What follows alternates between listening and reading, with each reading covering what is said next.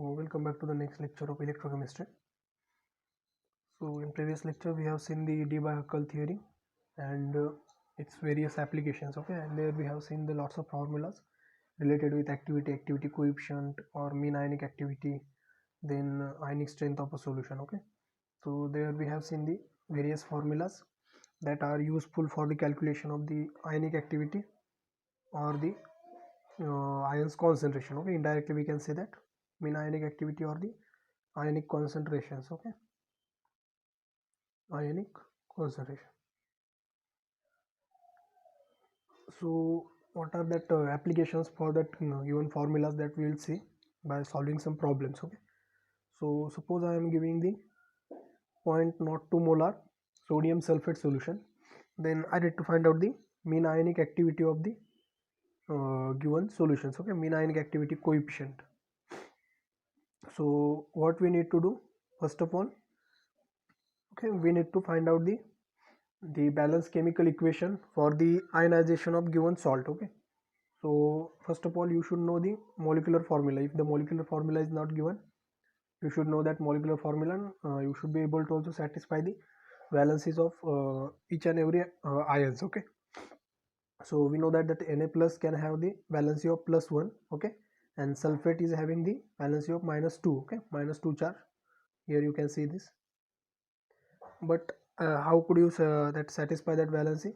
So we need to take the 2 moles of sodium and 1 moles of sulfate ions, okay, 1 mole of sulfate ions, then only we can get the balanced chemical formula which is acceptable, okay. So the formula for sodium sulfate, if I am talking about sodium sulfate only, so I may write this type, okay, sodium sulfate, but this is wrong because its valence is -2 or charge is -2, it's +1. So -2 +1, overall the charge will become -1, okay. But we know that this is a stable salt, okay. So in order to make this stable, what we need to write, we need to get 2 here, okay. So it is a disodium salt, okay, we can say disodium, but indirectly because we know that the balance is should be satisfied, so we talk it as a sodium sulfate, okay. So first thing that you should know this, that what is the formula of that given salt, okay. So once you get to the that formula of the given salt, so we have been given what, 0.02 molar sodium sulfate, okay, 0.02 molar sodium sulfate. So it will dissociate as what, first it will dissociate as the 2 moles of Na plus ion plus sulfate ion. And how many moles of sulfate ions?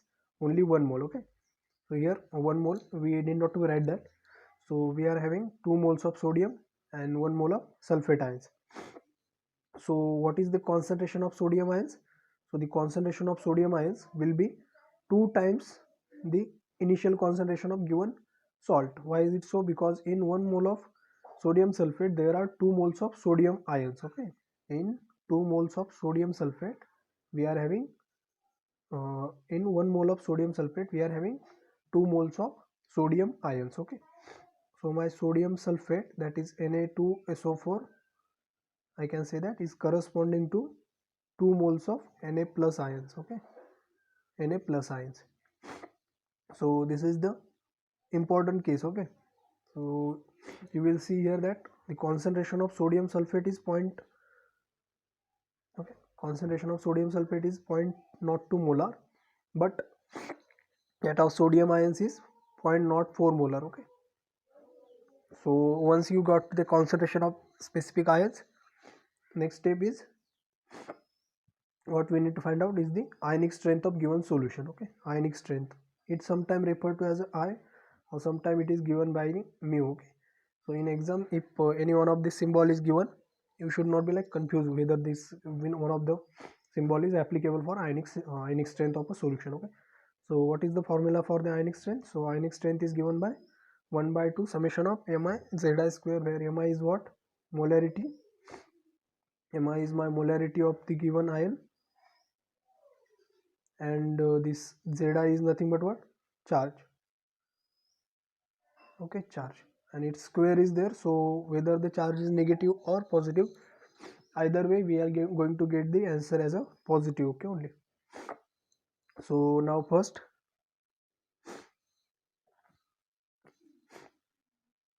So here there are two types of ions, that is sulfate ion SO4 2 minus and 2 moles of Na plus. Okay, 2 moles of Na plus.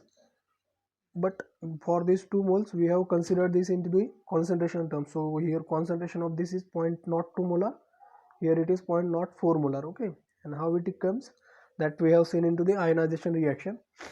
So my formula will become 1 by 2 into 0.02, that is the concentration of sulfate ion, into, okay, if you want to write specifically you can write minus 2 whole bracket square. Okay, minus 2 whole bracket square, and this is more correct way of representing the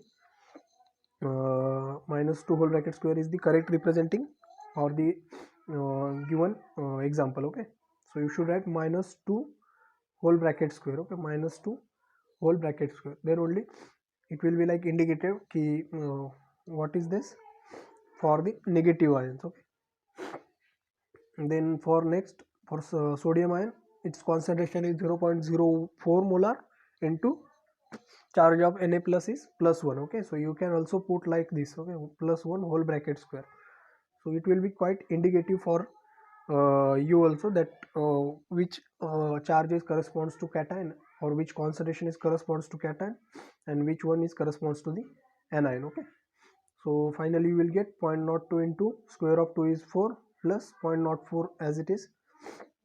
Then next it will be 0.08 into plus 0.04, which is 12 divided by 6, so 2 divided by 6, so overall we get 0.06 answer. Okay, 0.06 as an answer. So this is what, this is the ionic strength of a given solution. Okay, this is the ionic strength of given solution. So what we need to find out, we need to find out the mean ionic activity coefficient. So what is that? So we need to use this formula, that is log of gamma plus or minus. Okay, so we need to find out this value, that is log of, not log of, only gamma plus or minus, that is mean ionic activity coefficient. Okay, so how will you find that?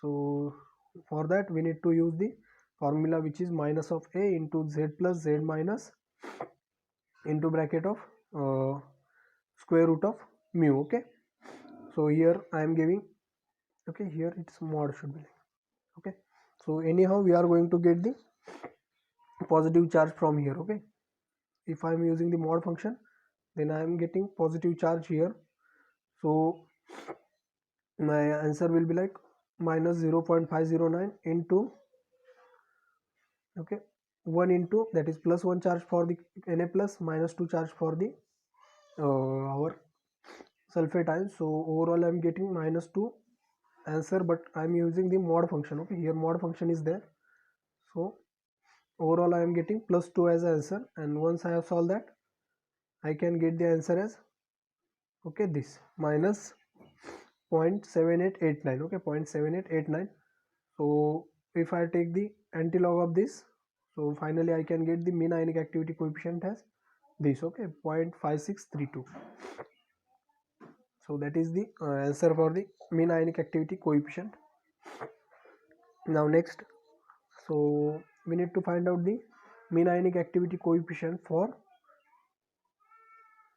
1 into 10 raised to minus 3 molar aqueous solution of potassium ferricyanide. Okay, so potassium ferricyanide, so ferricyanide means +3. Okay, and ferrocyanide, which is +2 salt. Okay, potassium ferrocyanide is that Fe +2 salt, and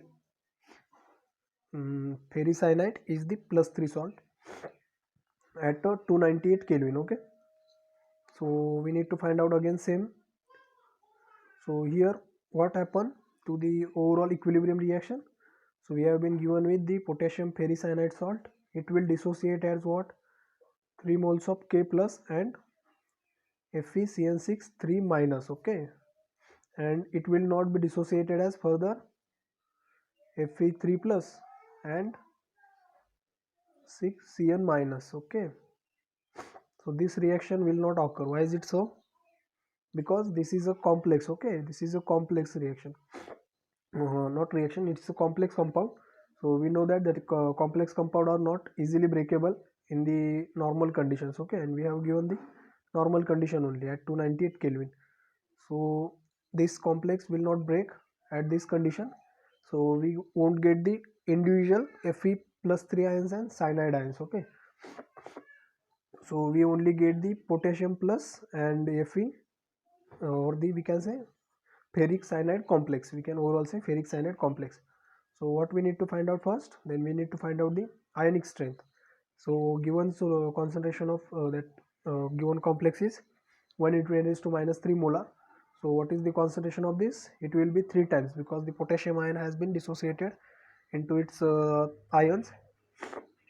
So overall we get the 3 into 10 raised to minus 3 ions for the potassium, and for cyanide or ferricyanide complex it is same as that of the given salt, that is 1 into 10 raised to minus 3. Okay, now next is the ionic strength. We need to find out the ionic strength by using that same formula, that is mu is equals to 1 by 2 mi zi square. So once I have put that values here, okay, so I will get overall this answer, which is upon simplification finally I am getting this answer. Okay, 6 into 10 raised to minus 3.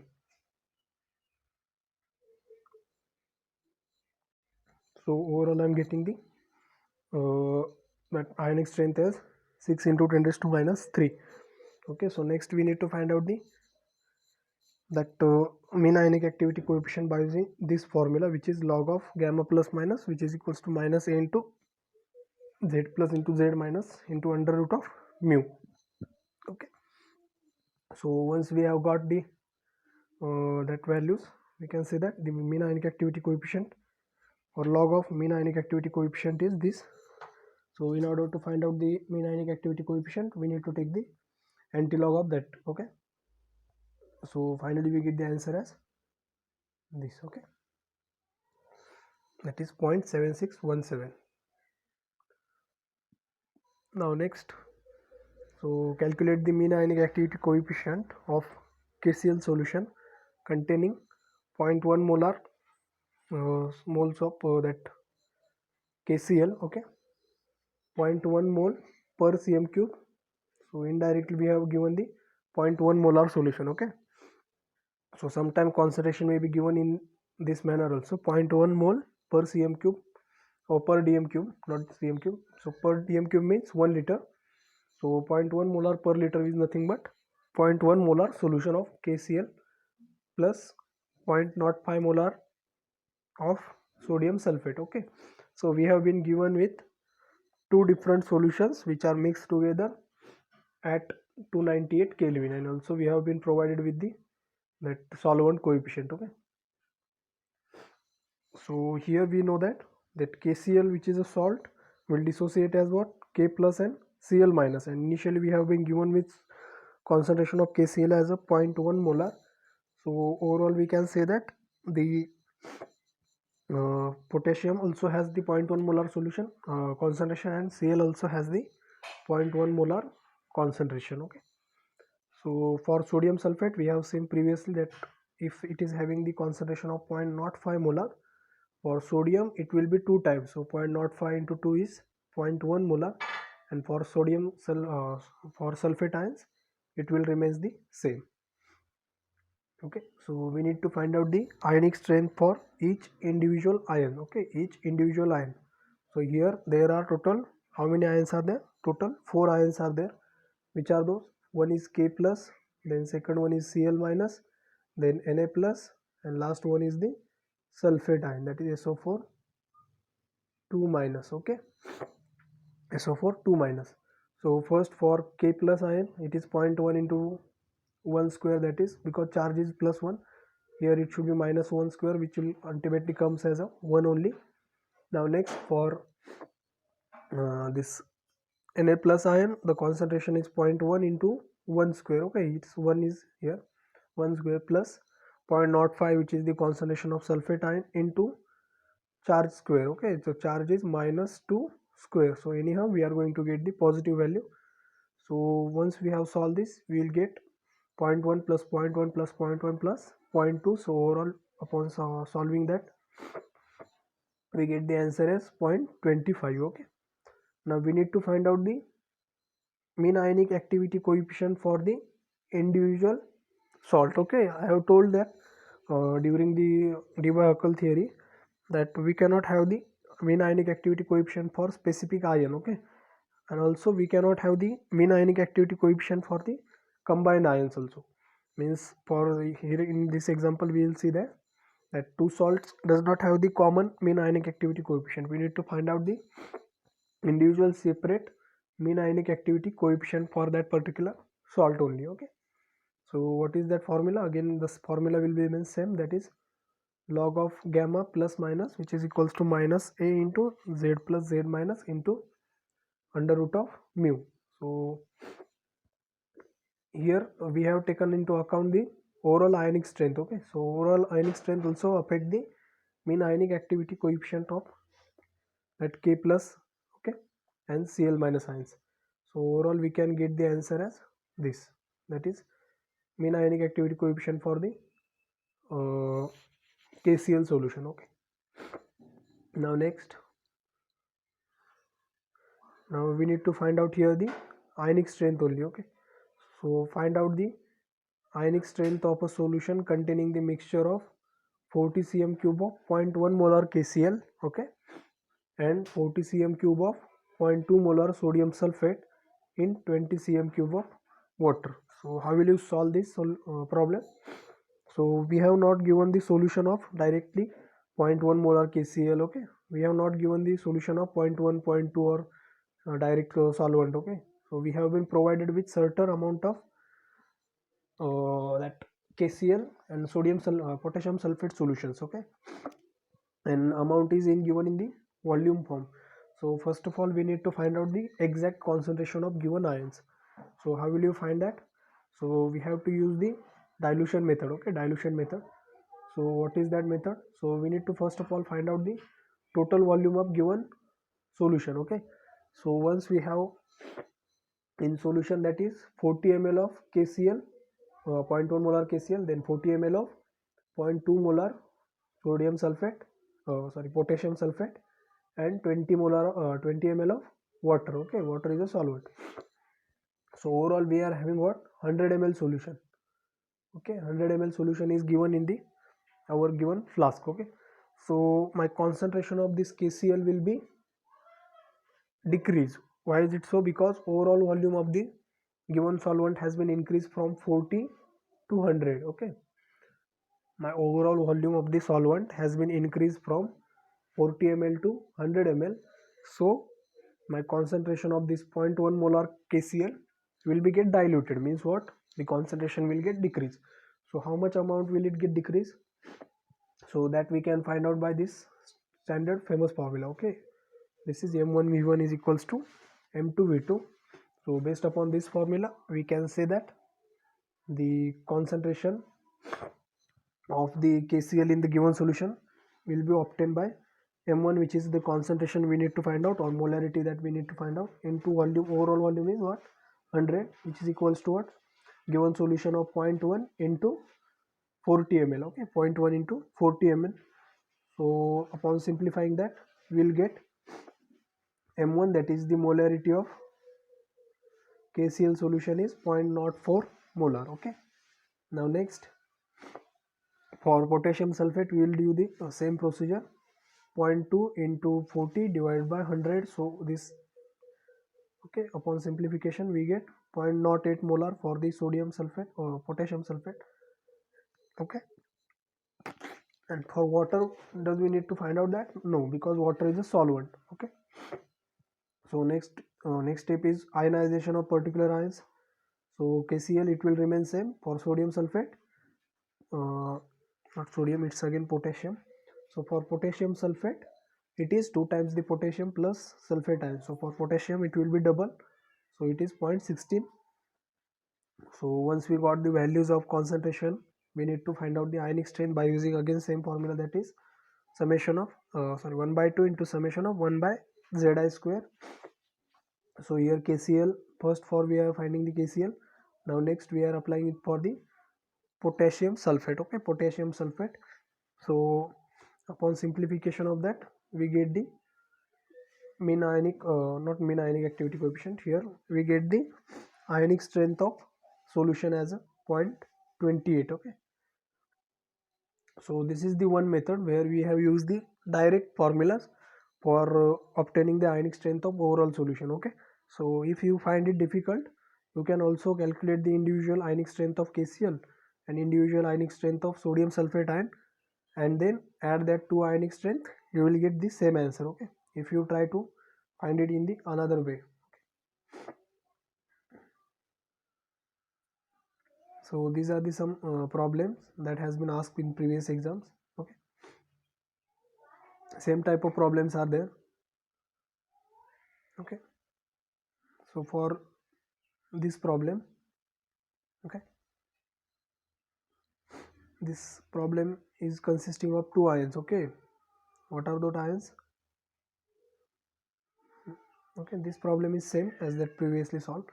This problem is important. Okay, again this problem is consisting of two types of ions. One is zinc chloride and another one is zinc sulfate ions. Okay, zinc chloride and zinc sulfate ions. So we have been given with two different ions, that is zinc chloride ions and zinc sulfate ions. So the concentration of zinc here it will remain same, but here it will be increased as a 2, because the valency of Zn is what, 2 plus. It is a d block element with valency of plus 2. Okay,